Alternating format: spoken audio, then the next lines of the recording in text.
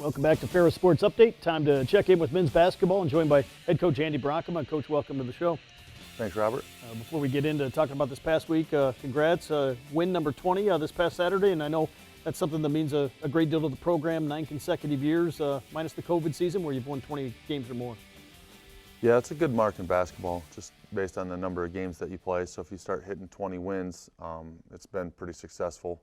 And really, there's only one way to do that, and that's have good players. And we've been blessed with great players for a long period of time. And even before I became head coach, while I was the assistant, we had great players. And before I moved to Big Rapids, the history of Ferris State is just littered with excellent players. And that's what it takes. So, I guess good job recruiting to all the coaches and just the players and the legends that they have. They lead to wins, and they've led to a few more this year. And of course, we want to keep going and extend the legacy. But it's a good mark, and we're proud of it. Obviously, you want to keep it going this week. Final 2 games of the regular season, and going to be very important in terms of the conference seeding and potential NCAA tournament implications. Yeah, these 2 last home regular season games are really like playoff games. So we're gonna treat them like that, and it's gonna be that type of intensity. And a lot of times it works that way at the end of the year. I don't necessarily love the term "must win" because I just feel like you must win. If you're playing your daughter at checkers, so it's just a must-win type of life. But we're going to treat these like playoff games, and they get this way at the end of the year for a lot of teams, and that's why March is mad. As we go back to this past weekend, final 2 games on the road, at least in the regular season, and obviously 2 opponents that you know very well from right here in West Michigan and Grand Valley and Davenport. Yeah, we weren't great on the road this year. Just okay. Just split all the trips. Wanted to sweep 1 or 2. Weren't able to do that, and really it's a testament to the strength of our league and the quality of coaching and the quality of players. But I thought maybe we could, take this last trip and get a sweep. But Grand Valley wasn't having it. They played really well. Got off to a quick start. I thought we were closing the half with some momentum. Then we made a couple errors, and we cut it to 3 in the second half, and we battled. We got beat that night by a team that played better. Obviously, here a big crowd on hand, kind of like the first meeting. Great environment here between these 2 West Michigan rivals. Yeah, it's a good rivalry, and that's the way it should be.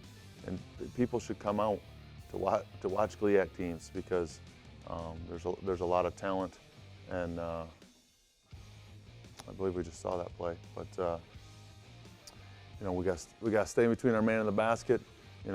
This is a play right here where Deshaun shoots 60% this year and usually finishing that, and then Amari gets a spin in. So this, in a rivalry game like this with a big crowd, the 50-50 balls, that one's on the ground, they pick it up, they get a layup, and just the little rolls here or the little play there is what matters the most. So I thought, it's great catch and shoot by Ethan. It's nice to have a player like that on your team that can do those type of things. A little 2-man game here with Deshaun and Jack, who are, been connected since their Ann Arbor days, and that worked out real well for us. I like to see, Dang putting Marius in the spin cycle there and finishing, but just here's another 50-50 ball right there. We just couldn't come up with it. They did, and they make a 3-pointer. And, you don't show those, those plays. They don't show up in the box score or the 50-50s, but every coach talks about them, and Grand Valley made the most of them. Obviously, your team got off to a slow start, but so we've seen you guys do time and time again, really made a run at them here in the second half.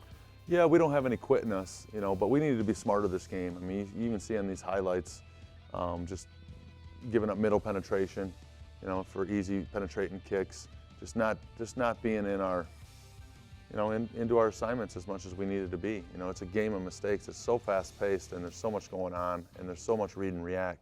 You're going to make mistakes, but you have to limit them the best you can, and you really have to play, smart. And when we do that, and then combine it with the effort that we usually have, we're a pretty dangerous team.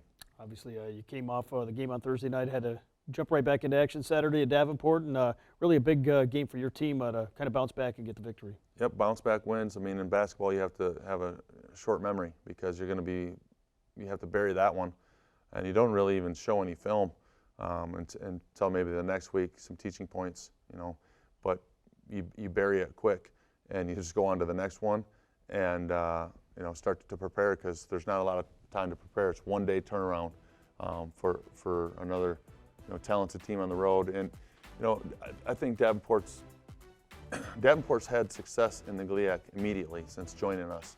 And this year they're low in the standings, but they gave us everything that we could handle, and they've been doing that to all the teams. So again, the depth of the GLIAC is tremendous, and the difference between number 1 in the standings and number 10 is just not that much. And here I thought we played pretty good defense. Our defense picked up from the Thursday night game, and then we just couldn't really get a basket to fall, and we were kind of keeping it at 7 to 10 point lead, and they go on a run. I thought Miles here, number 3, was very physical. Here he is losing the ball in this highlight, but he was very physical with his back to the basket and made great plays for them. And they took the lead from us, and Ethan came down and made a big 3 to grab the lead back, and then they tied it, and then we went on a big run to close the game, which I was proud of. What does a game like this mean? Obviously, for your team, a lot of guys from the Grand Rapids area. You had a lot of former players here in the building on Saturday. Yeah, it's nice. It's nice to have the alum around, because those guys, like we talked about earlier, set all the foundation and all the building blocks of what we do, and we owe things to them. Gosh dang it, there's another 50-50 ball. So now I'm fixated on these 50-50 balls. I'm going to write it into the practice plan, but we needed to come up with that, and they hit a 3. When you go back to bigger cities, areas that you've had a lot of recruits from, it's nice to have them around to finish the point there, and it should make you want to play even harder. Obviously a big win here on the road, 75-64 the final score, and now you return home hosting Parkside Purdue Northwest. Been a long time since you played these two teams. Yeah, so there is no perfect conference schedule. I think our league does a pretty good job of doing what they can.